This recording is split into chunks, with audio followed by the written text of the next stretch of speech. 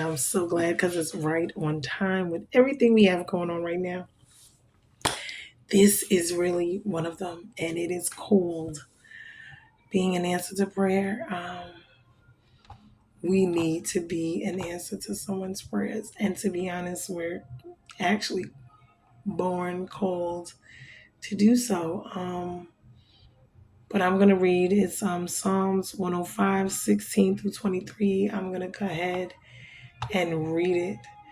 And this one is something because when we look at what's going on in this world right now, yeah, we need to be somebody's helpmeet or somebody's answered prayer, honey. Be an answer to somebody's prayer. Somebody need to send you to help somebody. Why? Because with all that's going on, folks needed some help. Okay, so when he summoned a famine on the land and broke all supply of bread, look at that, the bread. He had sent a man ahead of them. Joseph, who was sold as a slave, his feet were hurt with fetters. His neck was put in a collar of iron until what he had said came to pass. The word of the Lord tested him. Oh, that tested baby. The king sent and released him. The ruler of the people set him free. Yes. He made him lord of his house and ruler of all his possessions, to bind his princes at his pleasure and to teach his elders wisdom. Then Israel came to Egypt, and Jacob sojourned in the land of Ham. And the Lord made his people very fruitful and made them stronger than their foes. Wow. He turned their hearts to hate his people, to deal craftily with his servants. Okay, I went too far. Let's get into this thing. Let's get into it. As we could see, with everything going on in this world, which I was very surprised and I was happy to see that a lot of people were sharing and helping online when it came to the power outages in Florida, I believe it is, in South Carolina. I think they had some stuff going on in Georgia as well. And it was really surprised me, but it blessed me because I was like, Lord, that was really beautiful. And I see the God hand of God just working, like helping other people. Everyone's going through the same situations. We know we may not never get anything in return from these people besides a thank you, and if you get that, but at this time they are down there and they are actually letting people know where gas and letting people know where food is at. They're helping each other, which is what we're supposed to be doing. So that was a beautiful thing. So this one right here is very fitting. It's so fitting right now. And it says a lot, but what we're going to look at is one, wait a minute. Okay, one of the things that we're talking about, remember, Joseph went through a lot before he was able, and he saw the dream ahead of time, and his brothers, he did all what they did to him, sent him to slavery, tried to kill him, all of this. And it's funny because these are the same people he would have to turn around and save. So you got to be careful who you do stuff to. I tell people this all the time. Ooh, isn't it something? His same siblings, Lord, Revelation, thank you. His same siblings that, did all of their dirt to him, okay, took his stuff, sold him into slavery, put him in the pit, in the ditch, and was going to leave him, was going to kill him. They plotted to do so much. His own family is ridiculous. But what ended up happening is he still ended up having to preserve their lives later on down the line. This is why you got to be so careful. And this is why God picks certain people. Because everybody would not be able to do what Joseph did. I tell you, he was still able to love his siblings and preserve them years later. And they had long since forgot about him, lied about it and everything, covered things up. But God is faithful. God is so faithful. So when we look at it, he became the answer to their prayers. God used him.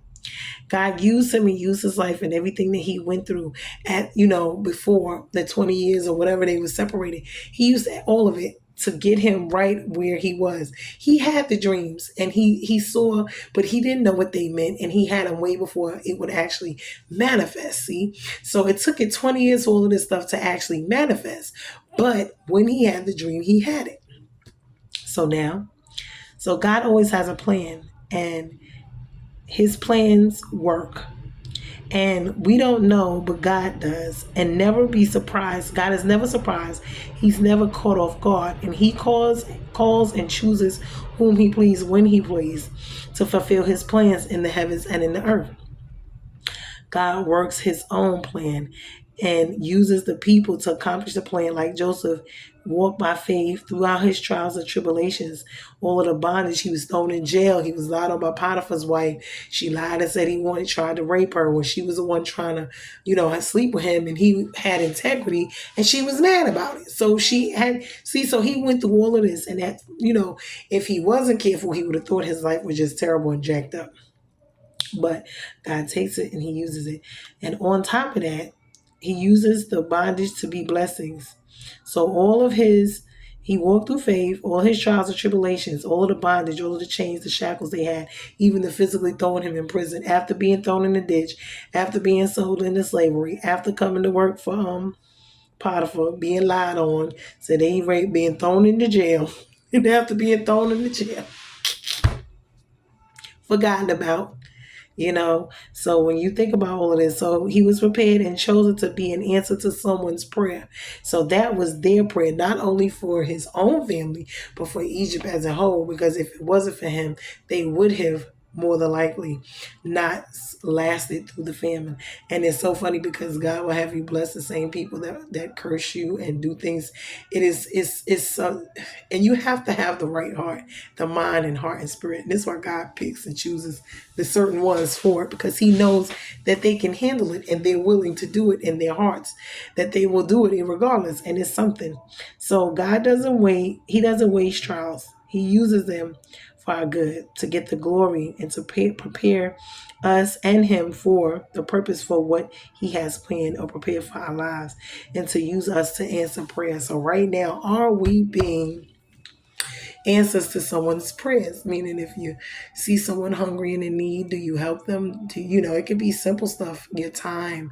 It doesn't have to always be financial. It could be helping someone learn about a business, start a business, teaching a little child how to, do something in math, whatever, or teaching someone else something. People always think, like I said, that it's material or financial. A lot of times it could just be giving someone, a good word for their heart to keep them going in life, keep them from being discouraged, or it could be, giving their time, like I said, just taking the time out to listen, to be there, to help, to assist and aid them and whatever it is that they having going on, in their lives, and, sharing, liking, subscribing, whatever it is that they're doing to help support someone. And it may not be, a financial, because maybe they don't have it financially, maybe they're just doing what they can. But sometimes, and a lot of times, what I've noticed was a lot of the advice that I have gotten from people was more than actually money, because it really, changed me. It changed my mind, changed my life, as far as things that I didn't know, information I didn't have on certain areas, whether it was credit or business or whatever, my personal life, financial life. People be out there knowing things, and you need to get with people that know some stuff, know more than you, so you can learn some things, and that be, I love to pick people's brains. I tell them all the time, I need to pick your brain, because I need to figure out what you got going on. Tell me what's going on. Tell me so I can know, I want to know what you know, because especially if it's some stuff I don't know that I need to know, there's more than what I know. And we think we get intimidated by people that know more. Child, even when I was young, I used to sit up under a lot of older people, because they have so much wisdom to give you. They have so much experience, not only from their successes in life, but also from their failures in life, to teach you and tell you what to do and what not to do, and it just amazes me, at that type of stuff. Like, most of the people that I knew were older, and I always was like an old soul, or hung around older people for that reason, because I wanted to learn. And the people my age knew just about as much as me, or probably less or more, I don't know, but for the most part. And so getting up under these people and learning, and like even in this story, like I said, sometimes you have to bless the people that hurt you, that used you, that despised you, that tried to destroy. This is where healing and forgiveness comes in it. I was gonna go into another one, and This is why we have to forgive others, and we need them to forgive us, to release us as well. Why? Because we cannot grow like that. We cannot move forward. It is a blockage, it's a hindrance. God even says it in his word. That unforgiveness, bitterness, these are doubt, fear, not having faith. These are things are sins by omission, I believe, instead of commission. Yeah, I think omission is the ones you don't know. Commission is the ones you do know, I believe. So, we got to sit back and we got to think about these things, and we got to take it, for what it is, and to know that God and his word is true. And although they didn't see it at the time, they hated Joseph, but Joseph was the one that was going to do what needed to be done. And God knew why he picked and chose Joseph. We don't know why God picks these certain people, but he knows it's their hearts, because a lot of people wouldn't be able to go through certain things and still not hold a grudge or be angry, upset, or want to get back and do stuff. This is why certain people are chosen, and it'd be the very reason they don't look the part, they don't act the part, they don't think the part. And some of these people don't like being chosen, don't want to be chosen, but they are. And being jealous of them and all that, you going through all of what he went through and still being able to love his brothers is just, that's not but God. That's not but God. But he had integrity. He had forgiveness. He was a man after, he was a godly man. You could tell just in his virtues, his morals, his values. It wasn't about impressing people or, no, that's just who he was as a person. And when you get to know certain people and that's just who they are as people, then you get to understand why God picked them, why God chose them to do certain things. It's not, that it makes, I don't even know if it makes them so much better or whatever, but in God's eyes, he knew he was a willing vessel, a vessel that he could use, a vessel that was willing to be used by him, and a vessel that would produce the most fruit. So we're going to be happy and thankful for these situations. But in this situation right now, because even later on down the line, when things, if we go to war, if, we don't know when, we know it's going to come eventually, but we don't know exactly when. These are the things we're going to have to be relying on. We're going to have to love each other enough to help each other. I mean, because if we're all in the same boat, for the most of predicament, needed food, needed shelter, what are we going to do? We're going to sit here and let others, because that's the selfish way of living. That's what society would actually tell us to do, to not help the other person, to let them starve, to let them be on the street and homeless and with no food. And even with myself, God has taken me through some things in life to where, it's like a meat tenderizer, I would say. How you get a steak and you tenderize the meat, take the mallet and you beat it, and it's like, dad, you gotta get the beating, you gotta go through the pain and the heart. It's sad to get the good tenderized meat, to get it, soften it up, the hearts of people, and I done been through a lot of beatings, honey. Whew.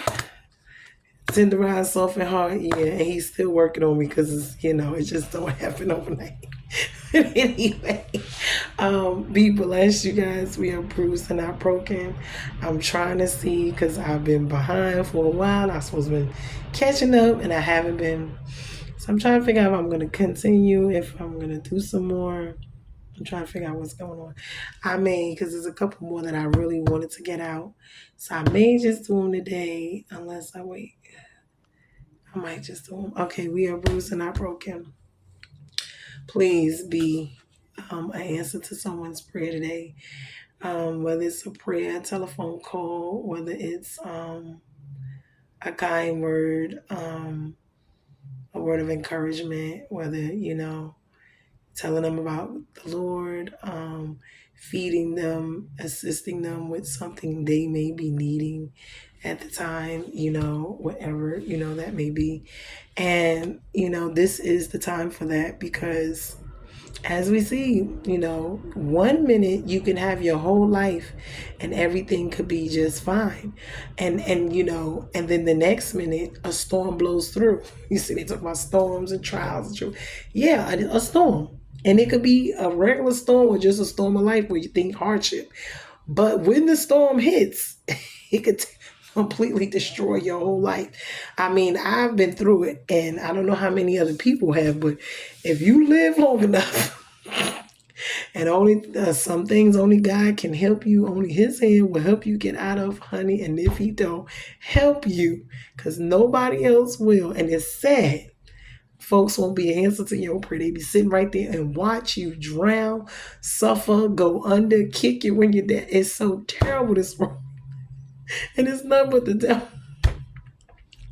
But anyway, please like, share, and subscribe. We are bruised and not broken. Be an answer to someone's prayer today. Stand in the gap. Help. I don't care who, what, where, how. It may not be much. Give what you have. It may be everything to that person. You just don't even understand. That little something may be the world to them. So love you guys. Be blessed later.